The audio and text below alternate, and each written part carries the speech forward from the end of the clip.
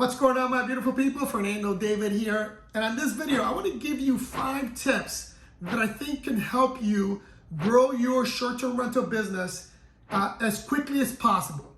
The first tip that I'm going to give you is related to messaging, right? You need to have a clear and concise message as to what separates you from everyone else in this game. Now, that messaging can apply to wherever you are within this business.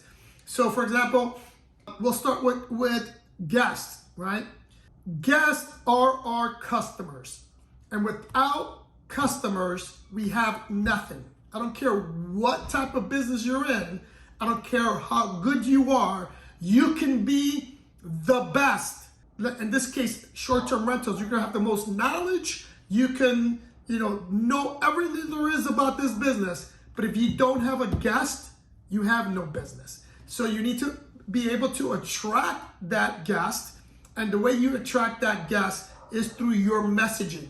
Now, in terms of acquiring more properties, you need to have the same concise message in any phase you're in. So for example, if you're in the rental arbitrage game, you need to have a clear message that you're going to give to that landlord so that that landlord gives you that property.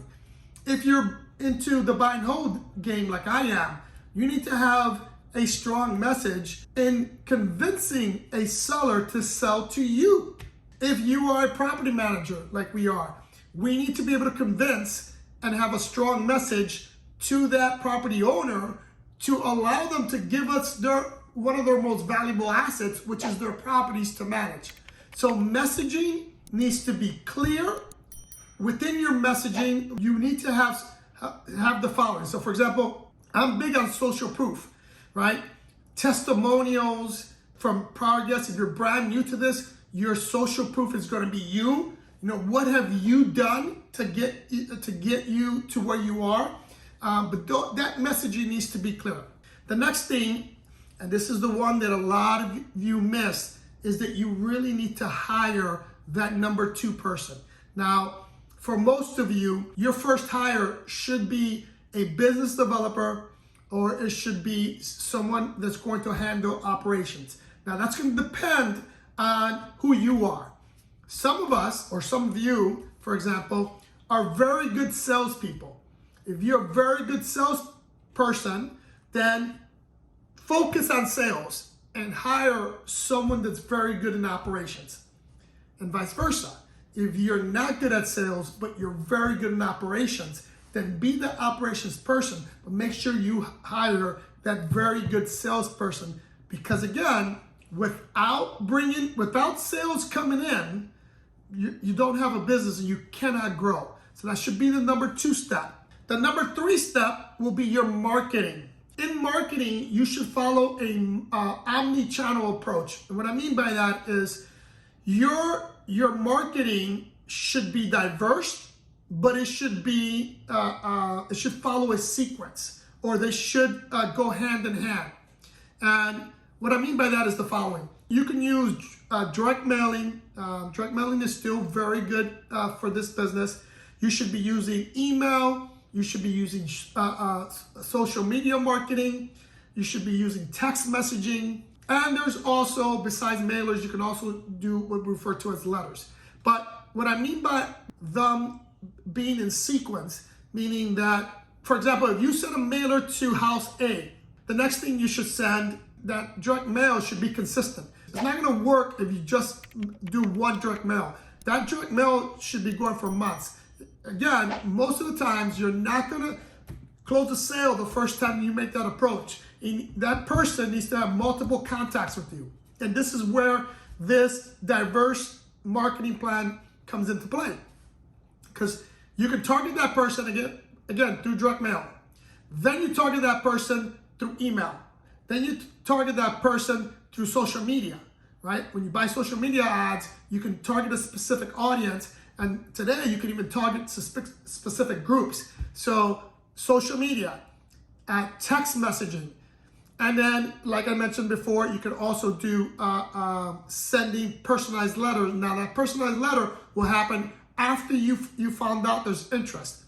After the marketing, then the next thing you should be focusing on is speed and response. It does you no good to go through a hassle of finding out a clear and concise message by hiring that salesperson or that operations person, by spending a lot of money in marketing if you're not gonna freaking answer the phone. It blows my mind how some of you guys, and this applies to not just the short-term rental business, but across the board. It blows my mind that you go through all this effort and then not answer the phone. When that phone rings, you should pick it up on the very first ring. Again, you should be obsessed with your phone. Your phone is the #1 tool to grow your business. I can tell you that to a fault, again, if you're going to grow a business, if you want to make millions, you can't half-ass it, and you gotta be obsessed. People know I'm obsessed about my job. People know I'm obsessed about the short-term rental industry, and they know it because I am constantly on the phone. I am always on the phone. And I'm not on the phone surfing or TikToking or whatever you want to call it. I'm on that phone either sending text messages, answering text messages, or when that phone rings, picking up the phone. There was a study, and I can't remember it. And if I remember it, I'm going to put it in the show notes. But there was a study in which, and this is through, I read this through Zelle, that the very first person that picks up the phone when someone calls, like for example, if a customer is going to call, if you're the first person they speak to, chances are you're going to get that business. But what happens more than often is that person calls the first agent, no answer, calls the second agent, and if that second agent picks up the phone, the second agent just won the business. You have to respond and respond quickly. Along those same lines, if you've been following my channel, you know I'm a big proponent of having your own website. Within your website, here's a key component, is that you have a chat box. That chat box is going to allow somebody to send a message, and even though many people now know that that's a bot answering it, at least they're getting a response. And that's going to help you convert these potential customers. The same as these potential guests, right? Same thing applies. When a guest sends you an inquiry, you better freaking be answering that inquiry within the first 5 minutes. Don't wait hours to answer that. This is why I'm a big fan, again, if you follow my channel, of making sure that your messages are automated. Because if somebody sends you an inquiry at 3 o'clock in the morning, you're not going to be up. But if you have an automatic message system, that the moment you get an inquiry, they get a response saying, we received it, someone's going to get back to you shortly, that's going to help you greatly in your conversion rate.